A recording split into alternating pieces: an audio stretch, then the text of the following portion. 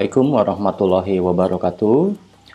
Selamat siang dan selamat malam para mahasiswa maupun mahasiswi dari Universitas Jenderal Ahmad Yani, Fakultas Ekonomi dan Bisnis, jurusan Manajemen.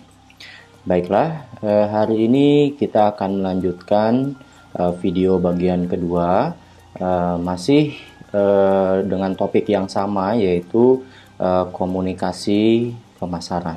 Oke ya. Sebelumnya saya minta kalian harus lihat dulu video bagian pertama dan juga membaca PPT yang telah saya share. Baik, langsung saja kita masuk ke materi selanjutnya mengenai komunikasi pemasaran. Hari ini kita akan melanjutkan materi dari video bagian pertama, yaitu mengenai merancang dan mengelola komunikasi pemasaran terintegrasi. Lanjut aja, kita langsung ke slide berikutnya. Kita baca yang gambar di sebelah kanan itu ada 8 langkah ya. Di video bagian pertama, di bagian terakhir sudah dijelaskan ya. Nah, yang pertama itu ada mengidentifikasi pemirsa sasaran, kedua menentukan tujuan, ya, merancang komunikasi sampai dengan mengelola komunikasi pemasaran terintegrasi. Oke, pada video bagian kedua ini kita akan lebih mendalami langkah-langkah mengembangkan komunikasi yang efektif ini, yang ada 8 langkah ini ya. Baik, kita lanjut lagi ke video materi selanjutnya ya, maksudnya bukan video tapi slide selanjutnya, masih mengenai komunikasi yang efektif. Oke, langkah yang pertama mengenai mengidentifikasi pemirsa sasaran. Oke, di langkah ini tentukan terlebih dahulu: 1. Siapa pembeli potensial kamu ya. Apabila kita punya produk ya, kita harus tahu produk kita ini akan kita jual kepada siapa konsumennya gitu ya. Makanya bagian pertama kita analisa dulu siapa pembeli potensial kita ya. Lalu yang kedua, siapa pengguna saat ini. Contohnya di gambarnya itu ada kosmetik Wardah ya. Nah, kalau kita lihat gambarnya itu Inneke Koesherawati itu kan dia berhijab ya. Jadi iklan ini mengidentifikasikan bahwa kosmetik Wardah ini digunakan oleh siapa? Oh, berarti digunakan oleh para wanita, khususnya siapa? Khususnya muslimah. Kenapa? Karena kosmetik Wardah dia berani dengan adanya label halal, gitu ya. Jadi penggunanya siapa? Nah, penggunanya bisa para muslimah. Oke, lalu yang ketiga, ya, tentukan siapa pengambil keputusan dan pemberi pengaruh. Perorangan, kelompok, masyarakat tertentu, atau masyarakat umum. Ya. Nah, sekarang kita lihat pemirsa kita itu, pemirsa sasaran itu yang ngambil keputusan siapa sih? Ya, contohnya misalnya anak kecil ya. Anak kecil itu kan pasti yang ngambil keputusan itu ibunya. Contohnya apa? Misalnya membeli pakaian. Ya. Walaupun anak kecil pengennya yang itu, tapi kalau menurut ibunya nggak bagus, pasti tidak akan dibeliin juga. Oke ya, jadi di sini siapa yang pengambil keputusannya dan memberi pengaruhnya, yaitu ibunya, gitu ya. Nah, jadi kita harus selain ke anaknya juga kita bidik ke ibunya tuh kira-kira gimana, gitu ya. Oke, lalu yang terakhir mengenai profil pemirsa sasaran. Jadi target konsumen kita tuh siapa, target pasar kita tuh siapa ya. Contohnya seperti di gambar yang di samping itu ya, kita melihat ada mobil mewah gitu ya. Nah, mobil mewah itu kita lihat lagi tuh, itu ada beberapa orang yang dari kaumnya sosialita ya, kehidupannya kosmopolitan. Jadi target pasarnya siapa mobil itu? Oh, mobil itu target pasarnya adalah untuk menengah atas pastinya gitu ya. Nah, itu arti dari mengidentifikasi pemirsa sasaran. Oke, slide selanjutnya ya, langkah dalam komunikasi pemasaran ini yang kedua adalah menentukan tujuan. Ya, ada 4 kemungkinan tujuan komunikasi pemasaran. Yang pertama, kebutuhan kategori. Oke ya. Nah, contohnya kita mau nih, yang sebelah kanan lihat iklannya ya. Itu kan ada iklan universitas lagi membuat apa namanya, bukan rekrutmen, apa namanya itu, pembukaan penerimaan mahasiswa baru gitu ya. Nah, berarti kategorinya tuh apa nih? Nah, kategorinya adalah dunia pendidikan gitu ya. Nah, kebutuhan kategori ini apa? Ya, sekarang setiap yang lulus SMA atau SMK pastinya kan dia menginginkan selain mungkin andai kata tidak bekerja, ya pengennya melanjutkan kuliah lagi, pendidikan lebih tinggi. Demi apa? Supaya nanti pada saat lulus gajinya besar dan bisa menempati posisi sebagai manajer. Contohnya seperti itu ya. Nah, itu kategori. Oke, lalu kedua, kesadaran merek. Oke, saya ingin bertanya, kenapa sih kalian dulu memilihnya Unjani, bukan universitas yang lain? Ya, pasti ada alasan di mana pada saat kalian lulus SMA atau SMK, tak taunya milihnya Unjani. Oh, ternyata mungkin Unjani di antara beberapa universitas swasta itu mereka Unjani ini biayanya murah gitu ya, sama seperti negeri. Nah, itu mungkin salah satu alasan kamu ya. Nah, makanya kamu sadar merek Unjani itu apa ya. Oh, ternyata Unjani ini juga selain biaya murah. Nah, Unjani dulu sempat diminta untuk menjadi universitas negeri ya, milik Cimahi seperti itu ya. Tapi sampai saat ini dari Yayasan TNI Angkatan Darat ini belum mengizinkan ya. Oke, lalu yang ketiga itu ada sikap merek ya. Nah, sikap merek ini misalnya contoh lagi, misalnya tadi kamu ke Unjani ya. Unjani itu kenapa kamu kok memilih Unjani lagi gitu ya? Kenapa kamu memutuskan bersikap untuk memilih jenjang pendidikan selanjut kamu itu di Unjani? Nah, itu sikap kamu gitu ya terhadap merek Unjani gitu ya. Lalu yang keempat, maksud pembelian merek. Ya, kembali lagi contohnya ke Unjani. Ya. Kamu sebelum masuk ke Unjani pasti punya beberapa pilihan universitas ya di wilayah Jawa Barat ini ya. Sampai pada akhirnya kamu memutuskan Unjani lah pilihan terbaikmu ya.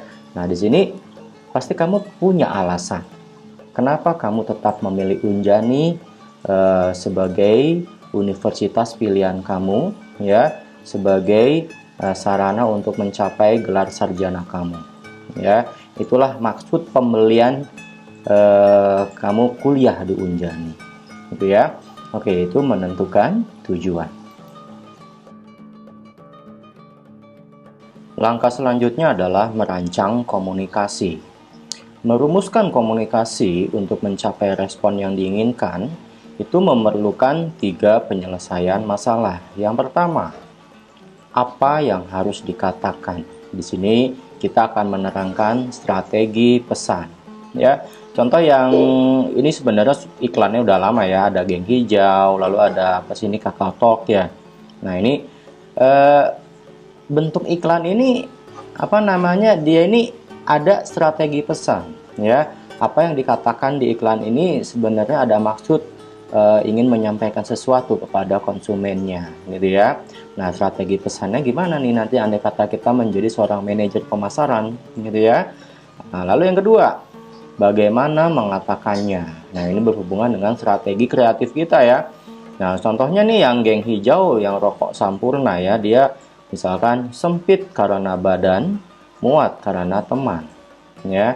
Nah, itu sebenarnya gimana cara mengatakannya, dia nggak formal gitu ya, masih dikatakan dia masih casual, informal gitu, jadi masih bisa diterima oleh semua kalangan ya. Nah, jadi intinya apa sih, sempit karena badan, muat karena teman. Jadi intinya kan sini adalah sebuah persahabatan gitu ya. Nah, tadi kan apa yang harus kita katakan, lalu bagaimana mengatakannya gitu ya. Nah, itu komunikasi pemasaran tuh gimana. Oke, lalu yang ketiga, siapa yang harus mengatakannya atau sumber pesan? Oke ya, ya contohnya gini deh, misalkan ada iklan sabun Lux, ya kan yang mau dikatakan bahwa kalau kita memakai sabun Lux itu ya, yang perempuan ya, katanya bisa membuat kulit kita cantik gitu ya, bersih seperti itu ya. Nah, itu strategi pesannya. Lalu bagaimana mengatakannya ya? Mengatakannya contohnya siapa ya? Misalkan Maudy Ayunda gitu ya. Maudy Ayunda itu dia apa namanya? Mengatakannya bila kamu ingin kulit tampak cantik gitu ya, gunakan sabun Lux ya. Nah, itu tadi yang siapa yang harus mengatakannya ya. Nah, tapi mengatakannya ya kayak gitu tadi ya. Bila kamu menginginkan kulitmu cantik, ya, pergunakanlah sabun Lux. Yang mengatakan siapa? Oh, yang mengatakan adalah Maudy Ayunda. Nah, gitu ya. Andai kata yang mengatakannya itu, maaf ya, siapa ya? Misalnya Omas, gitu ya. Kamu percaya menggunakan sabun Lux, gitu ya? Atau Oda, gitu ya? Ceedo, gitu ya, Ceedo.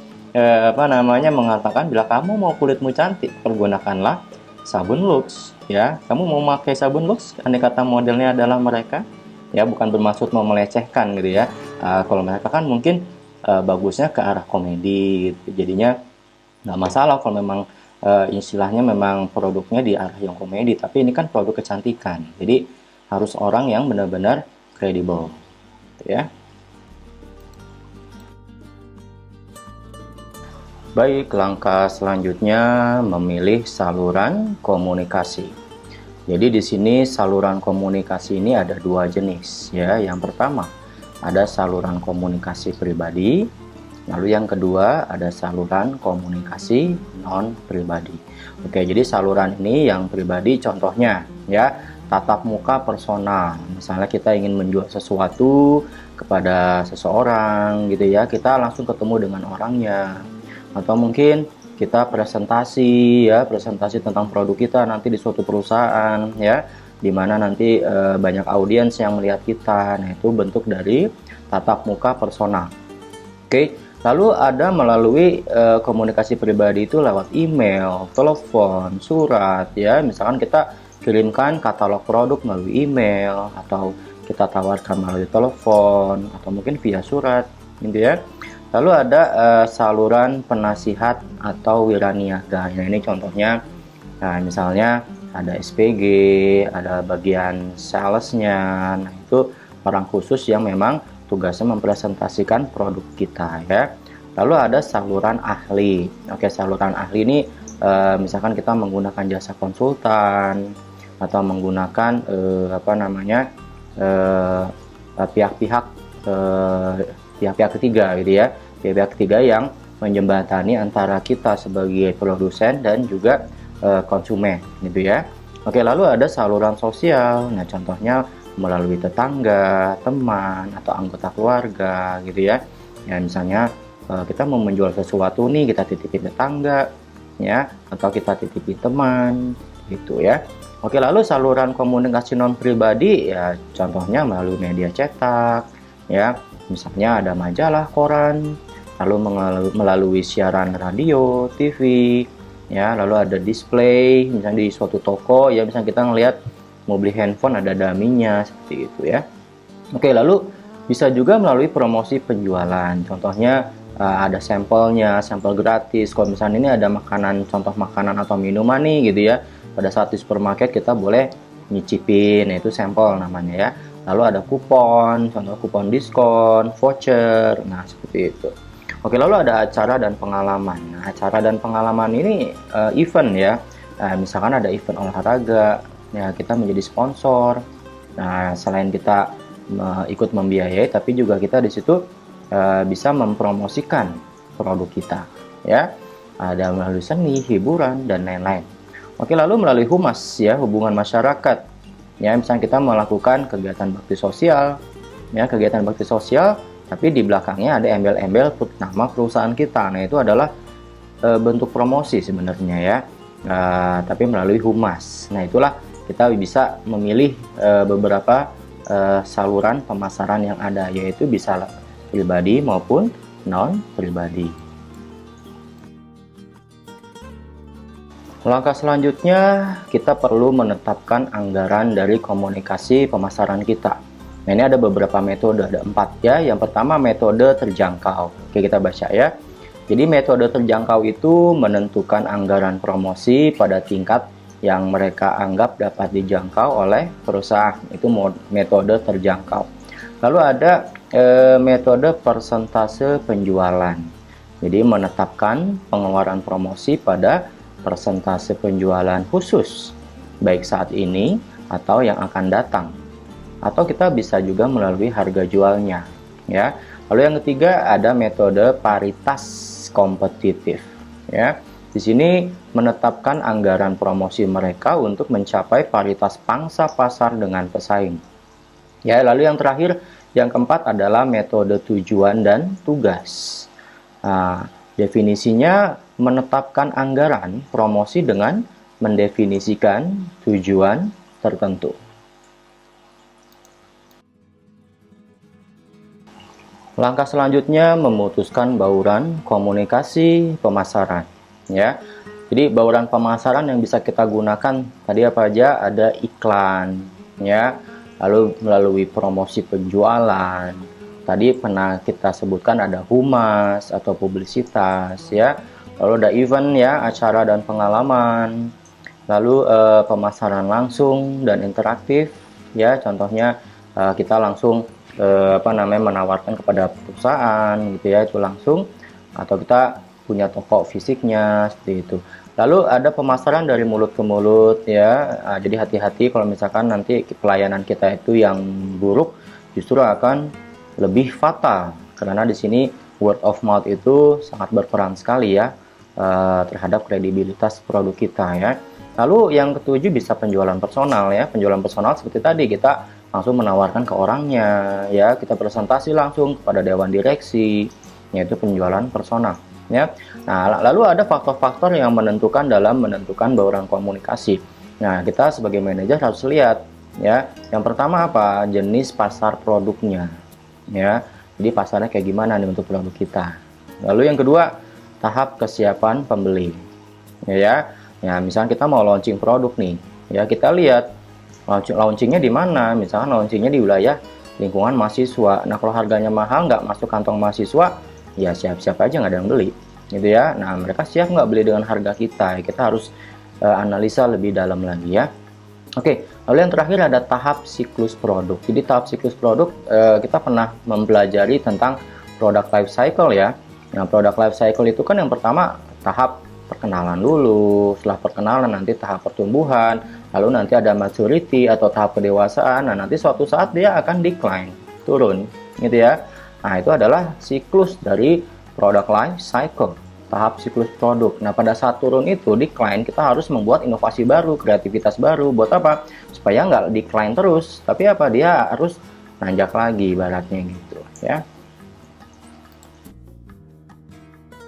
Oke, selanjutnya kita masuk ke dalam diagram batang, ya.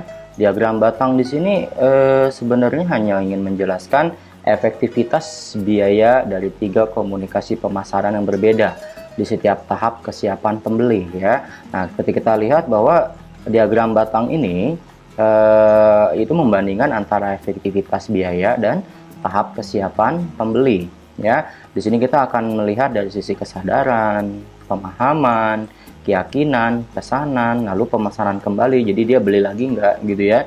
Nah, kita lihat dari sisi warnanya itu ya ada yang pekat, hitamnya pekat, ada yang nggak pekat, ya, medium, lalu ada yang tidak pekat, gitu, ya. Oke, itu ada iklan dan publisitas, promosi penjualan, dan penjualan personal. Oke, di sini kalian coba bandingkan aja antara efektivitas biaya dan tahap kesiapan pembeli melalui komunikasi pemasaran yang berdasarkan tadi, ya, iklan, promosi penjualan, dan penjualan personal. Oke, lalu slide berikutnya ini hanya ingin membandingkan dari pengukuran hasil, ya. Nah, ini salah satu contoh, ada 2 merek, yaitu merek A dan merek B, ya. Ini contoh cara mengukur hasil komunikasi pemasaran. Ya, kita lihat di sini ada beberapa indikator, ya, ada kesadaran, percobaan merek, lalu kepuasan, ya. Nah, kita lihat merek A contohnya, ya. Kita lihat dari sisi kesadaran dulu, ya, merek A, ya. Oh, ternyata untuk merek A ini 20% itu orang tuh nggak menyadari ada merek A, ya. Lalu 80%, oh, dia menyadari, gitu, ya. Oke. Jadi kan total berapa sih pasar itu kan pasar harusnya 100% ya. Tapi kalau dari sisi kesadaran kita menganalisa bahwa merek ini ya tadi ya 20% tidak menyadari, 80% menyadari. Oke, sekarang kalau percobaan ya, percobaan merek nih ya. Contoh ada merek baru nih, kita mau nyoba apa enggak? Ya. Nah, dari merek A ini ternyata dianalisa ternyata 40% orang tuh nggak mencoba. Tapi 60% dia ingin mencoba ya dari total 100% pasar ya. Oke, lalu dari sisi setelah dicoba gitu ya, puas nggak nih orang itu terhadap merek A ini ya, pada produk ini? Oh ternyata 20% puas, tapi 80% merasa kecewa. Nah kalau kayak gini gimana nih? Dari pasarnya 100% ya, mereka sadar nih konsumen ya. Tapi di lain pihak dan karena sadar dia ingin mencoba, tapi akhirnya kecewa ya. Nah malah jadi nggak bagus kan gitu ya. Oke, kita lihat coba yang B nih ya. Dari total 100% pasar, dia itu 60% si konsumen itu nggak menyadari kok ada merek ini ya, tapi 40% menyadari. Lalu ingin mencoba nggak sih ya, karena dia tidak menyadari jadinya dia tidak mencoba ya, tapi 30% mencoba. Nah kita lihat hasilnya untuk kepuasannya ini, kepuasan pelanggan ini, dia yang mencoba itu dia puas atau enggak, apa kecewa? Oh ternyata si merek B ini ya 80% puas, tapi 20% kecewa. Nah itu salah satu contoh ya untuk mengukur hasil dari komunikasi mas. Oke, ini slide yang terakhir ya. Langkah terakhir dalam komunikasi pemasaran itu adalah mengelola proses komunikasi terintegrasi. Jadi definisi komunikasi pemasaran terintegrasi itu apa sih? Oke, definisinya adalah konsep perencanaan komunikasi pemasaran yang mengakui nilai tambah rencana komprehensif dengan merencanakan dan mengevaluasi berbagai macam bauran komunikasi pemasaran menjadi satu kesatuan tujuan. Oke ya. Lalu ada istilah IMC, Integrated Marketing Communication. Jadi sama ya, jadi komunikasi pemasaran terintegrasi ya artinya ya. Jadi ini tidak tergantung pada satu atau dua sarana komunikasi saja ya. Nah contohnya yang gambar di bawah, contoh ada kampanye baru tentang produk baru nih ya. Nah lalu si perusahaan itu dia membayar iklan untuk mengetahui mekanisme respon gitu ya. Lalu iklan itu diekspos langsung, pengekspos langsung ya. Lalu juga pengeksposan lalu melalui telemarketing juga, melalui telepon juga gitu ya. Lalu setelah dari telepon misalnya ada yang nyangkut nih penjualan kita ya. Lalu kita melakukan penjualan langsung menjadi kunjungan penjualan tatap muka. Buat apa? Untuk komunikasi langsung dengan pelanggan kita gitu ya. Nah itu bentuk dari komunikasi pemasaran terintegrasi. Demikian video kita bagian kedua hari ini mengenai komunikasi pemasaran di mata kuliah strategi pemasaran. Minggu depan kita akan masuk ke materi yang berbeda. Akhir kata saya ucapkan banyak terima kasih, mohon maaf apabila ada kekurangan. Wabillahi taufiq wal hidayah. Wassalamualaikum warahmatullahi wabarakatuh. Selamat siang dan selamat malam semuanya.